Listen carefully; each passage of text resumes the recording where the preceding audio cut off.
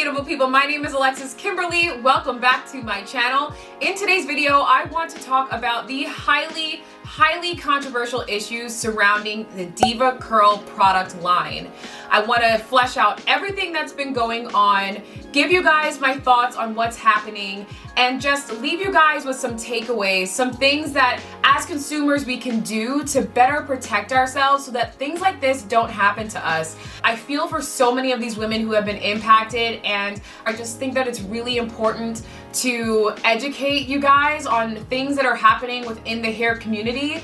And so we're going to be doing that today. We're going to be talking. I definitely want to hear the conversation continue down below in the comment section. This is a highly talked about topic, and I think that we can all do our part in supporting each other by just leaving our comments, leaving our experiences, and just our lessons, our takeaways for how we can protect ourselves moving forward. So if you guys don't know, DevaCurl is a highly popular curly hair brand. In fact, many YouTubers have reviewed the products before, many influencers have collaborated with the product line before, and so this product is like no stranger to the natural hair community. It's one of the leading brands promoting sulfate-free alternatives to shampoos.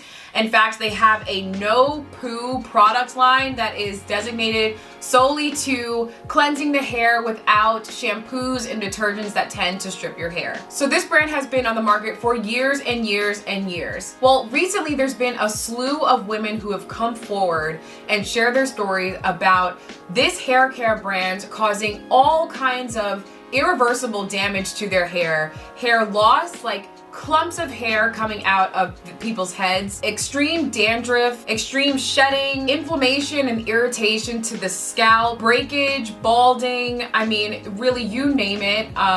There have been all kinds of scalp and hair issues surrounding this product that thousands of women have come forward and attributed this hair damage to DevaCurl. In fact, recently there was a class action lawsuit that was filed against DevaCurl by these women who are claiming that DevaCurl caused this damage to their hair and scalp. So naturally this stirred up a lot of controversy, and as the news has spread about this, more and more women, I mean thousands of women, have come forward making similar reports of similar types of hair damage. So I think that the first person, and correct me if I'm wrong, but I think that the first person who really kind of made this thing public and really put it on her social media and her YouTube channel and made reports to DevaCurl, who made this thing public, was a woman who goes by the name of Curl Ninja. And she posted a YouTube video, which I will link in the description box of my video, titled "Why I Have Boycotted All DevaCurl Products, Suffering from Bald Spots and Breakage." And since then, more and more women have been coming together and basically connecting the dots and saying, oh my god, yes, I've been using DevaCurl products and I've been experiencing balding. I've been experiencing hair loss. I've been experiencing significant damage. She actually created a Facebook group. It's called Hair Damage and Hair Loss from DevaCurl. You're not crazy or alone.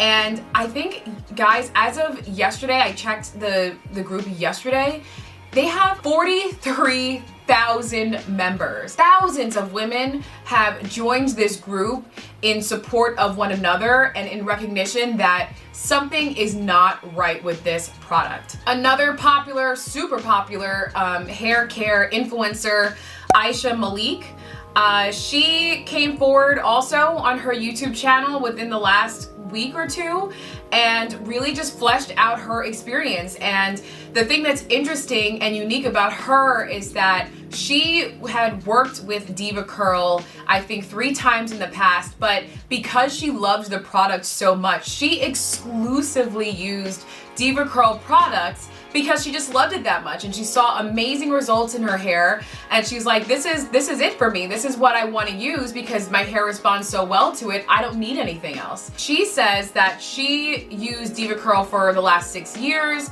that she noticed some damage in July of 2018, and she stopped taking any sort of product or using any sort of DevaCurl product about 8 months ago because she started noticing crazy damage with her hair loss, pulling hair out in chunks, her curls just reduced to these beach waves. Like, she had beautiful, like succulent, like commercial kind of curls. After a while, she started to notice this damage, and she kind of attributed it to other things before she realized that it was really the DevaCurl product line that was causing all of this damage. I will link her videos as well down below. She has at least 2 videos on the topic at this point. So how has DevaCurl responded to all of these claims of hair damage due to their products? Well, they have made a couple of statements. It's all on the DevaCurl website and on their Instagram, so you guys can read it in full. But in relevant part, they say, because some of our community have recently asked more questions about some of our products, we have conducted additional testing at the manufacturer and warehouse level. In addition, we worked with an independent third-party toxicologist to verify the safety of these formulas. All these tests verified there are no safety issues with our products. This part I think is interesting. We don't speculate on why some people are attributing the challenges with their curls to our products. As part of our ongoing commitment to product safety and the satisfaction of our Deva community, we are conducting additional testing with an independent party. Please share your experiences with us at insert email address. And so that was the first statement that they made. And I think that it's interesting because, yes, they acknowledge that people have come forward and have made claims that the DevaCurl product line has been causing all kinds of damage. But what they don't do is actually accept any level of accountability for that. They merely state that they recognize that this is an issue and they are doing additional testing. What I also thought was interesting was them saying, we don't speculate on why some people are attributing their challenges to our products. It's almost like they're playing the victim, kind of like, I don't understand why people are doing this to us. Oh my God. Which I think is honestly a little bit insensitive, especially considering how long it takes to really grow out healthy curls. I understand from a brand's perspective, I mean, especially considering that there is a lawsuit, I mean, it does not behoove them to accept any level of accountability, but I guess at least accepting that this is something that is really impacting people and just showing a better level of compassion towards those who are really suffering. DevaCurl has since released a second statement dated February 11th, and in pertinent part it says, when some of you first raised concerns about our products, we were laser focused on our testing as the best way to confirm their safety and quality. You can feel confident using DevaCurl because all our products have gone through rigorous testing that has confirmed they are safe and adhere to both quality assurance and regulatory standards. We've heard you and recognize that any changes to your hair, for whatever reason, demand a special type of attention that safety tests alone can't address.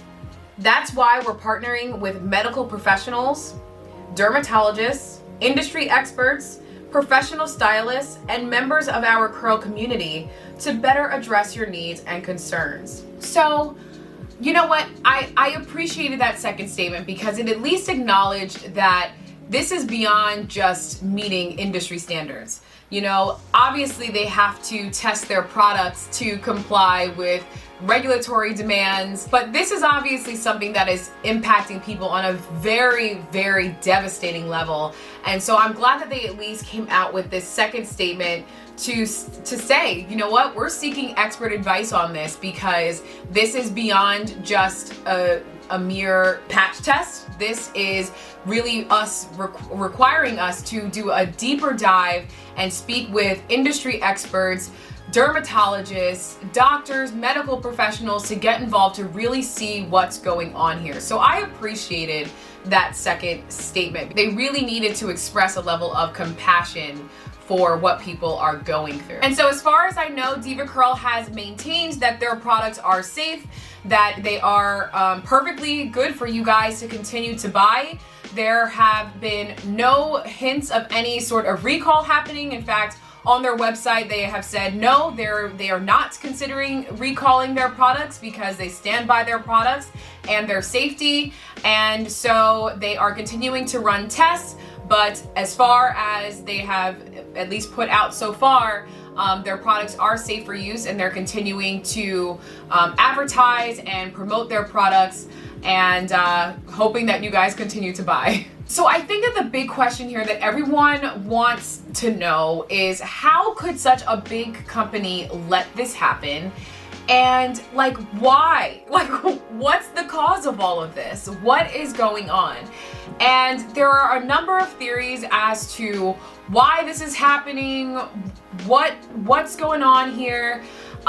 Some believe that it's because the company was actually sold right around the time when these instances of hair loss and hair damage started to occur, and so there is a belief that the change in ownership has something to do with this change in formulation. I will just say though that DevaCurl has maintained that they have not changed the formulation to their products in any significant way. If there were any sort of reformulations that occurred, it was as a result of meeting regulatory demands. It was to optimize the product, to enhance the performance, but there were no material changes to the formulation of their products, and they have continued to maintain that. So I know that that was a lot of information, but I wanted to just at least orient you guys. For those of you who are not as familiar with what's going on, I even had to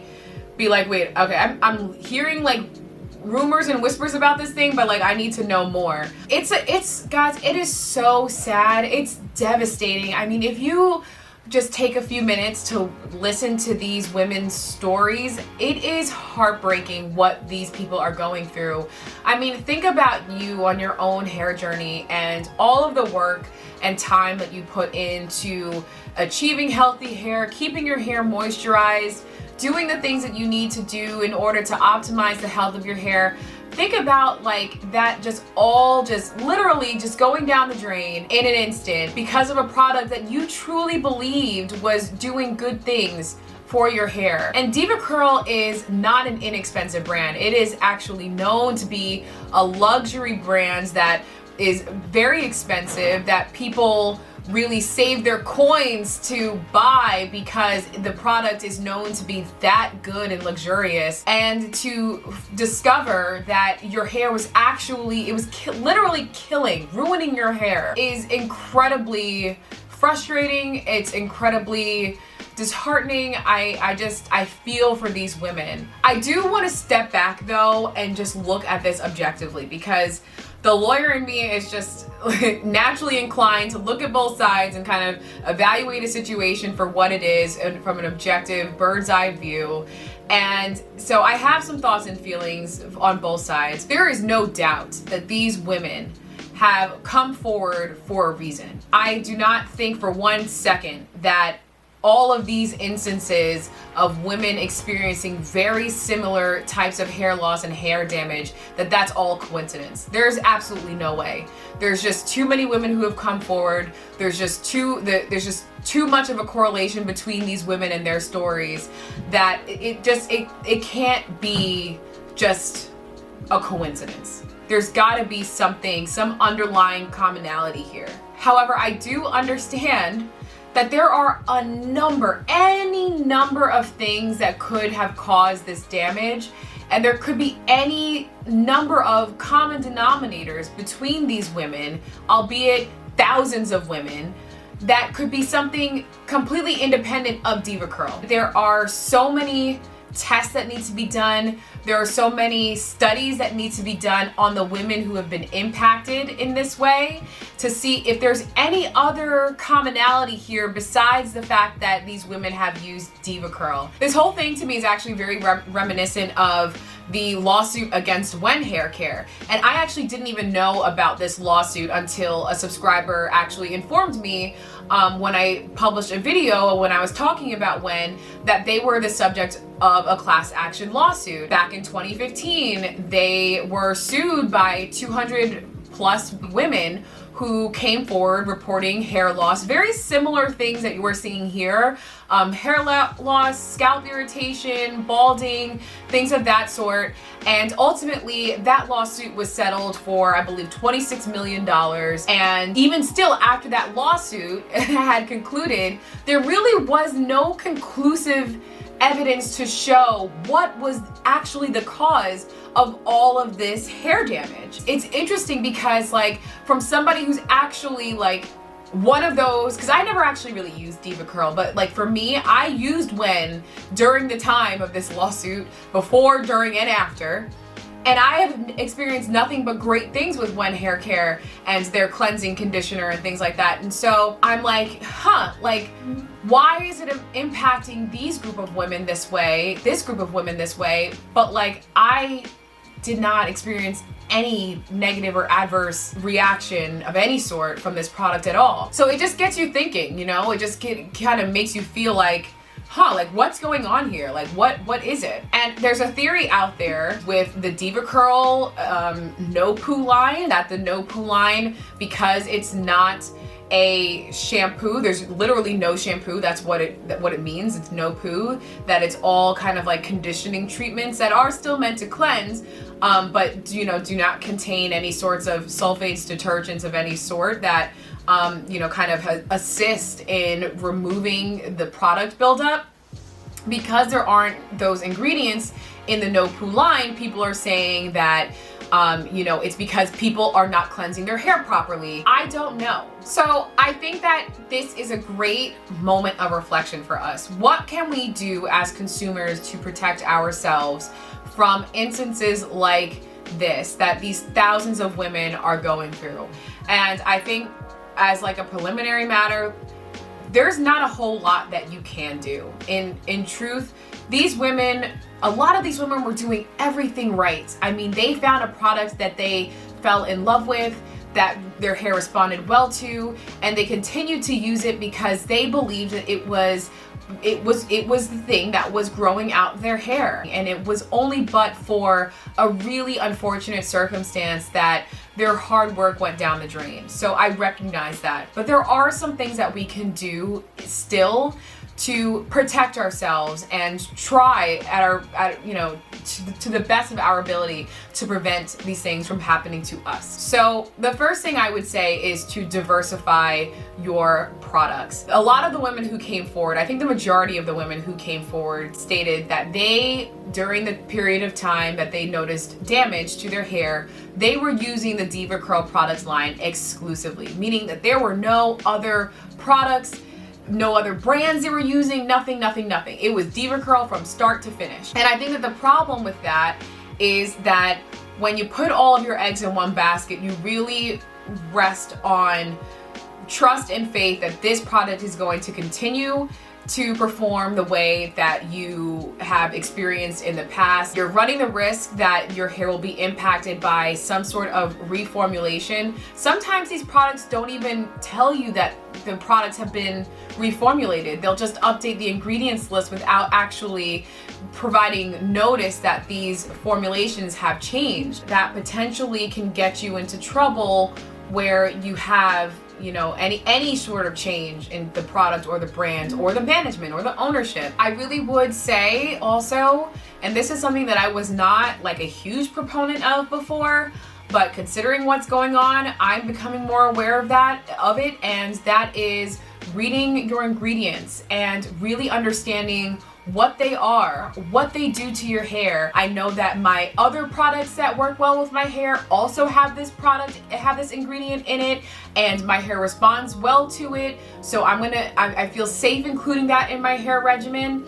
Really just taking some time to read the ingredients and knowing what you're putting in your hair. And honestly, guys, more moments of reflection, more moments of just actually thinking about, okay, how does my hair feel right now? How is my hair reacting to the products that I'm using? What changes have I been noticing in my hair? Think about these things. Don't take for granted your hair's health, because seriously, a product could be reformulated at any point and your hair could be reacting differently to that product. And if you're not being careful and making sure that you're being attentive to that, you potentially may be overlooking your hair suffering from the routine that you used to know and love quite well. And then the last thing that I would say is to really be cautious with your co-washing. I know that it was very popular at one point. Everyone was co-washing, people were throwing their shampoos in the garbage, but I would still suggest that you do some level of intermittent shampooing. In truth, your scalp really does need to be cleansed of all that product buildup so that your follicle is clear and healthy hair can emerge and grow out of your scalp into healthy long hair. So I really do believe that shampooing is so important to your hair regimen. It does not make me feel confident in the fact that in the Wen lawsuit, the issue there was the cleansing conditioner not actually cleansing and creating more product buildup and impacting the follicle. And here with this no poo line from DevaCurl, we're seeing more theories of this no poo line does not do a good job at cleansing the hair. And so you're basically seeing the same theories across both lawsuits. And so I just want to make you guys aware of it. Do with it what you want, but I just really do not recommend not shampooing your hair and merely conditioning your hair. It's just, there are different ingredients in shampoos. There are things that shampoos can do that conditioners cannot do. And so it's important that you are shampooing at least intermittently. So if you're gonna co-wash with caution. I hope that this was informative. I hope that we can start a conversation down in the comment section, because I just think it's so important that we have these conversations and figure out ways to protect ourselves moving forward. This is such a devastating thing that's happening right now, and I just feel so badly for these women who have been going through this, that I just wanted to at least make sure that you guys were aware of what was happening, so that you guys can make educated, informed decisions in your product purchases and what you guys decide to do with your hair regimen. So I hope that you found this helpful. And if you like this video, as always, give it a big thumbs up. Definitely subscribe to my channel, hit that red button down below, and hit that notification bell. And until next time, guys, I will see you all in my next video. Bye, guys.